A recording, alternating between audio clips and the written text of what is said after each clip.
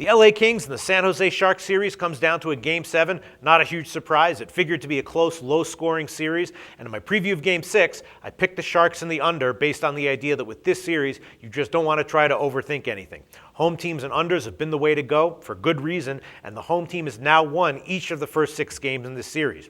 So for Game 7, despite how close the series has been, the Kings are a notably big favorite of minus 152.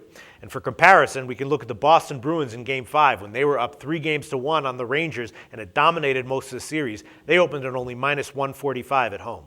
So the question is there value anywhere? Clearly the Kings should be favored, but minus 152 is getting up there.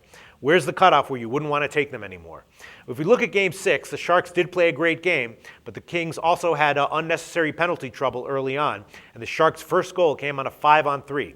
The Sharks did play a great game. They attacked in the third period when they had the lead instead of sitting back, and Antti Niemi gave another great game in goal. Not a surprise there.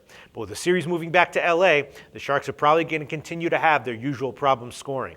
They're not great on offense to begin with, and facing Jonathan Quick in goal for the Kings, of course, enormously compounds those issues. Quick has already pitched 2 shutouts in the 3 games in this series in LA so far, and I think there's no reason to expect anything other than another great game from him. So my pick here will be on the Kings, even at the relatively high line of minus 152. LA is very tough to beat at home, of course. The Sharks don't really have the offense to force the issue, and Quick, of course, is often lights out in big games.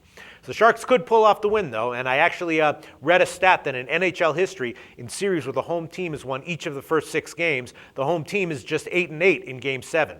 But I think that all things considered, I'd still rather have the Kings at minus 152 than the Sharks at plus 140, just for all the reasons that we all know. The awesomeness of Quick, especially at home, the Sharks' overall issues with scoring in general, and the stark home road splits of both teams.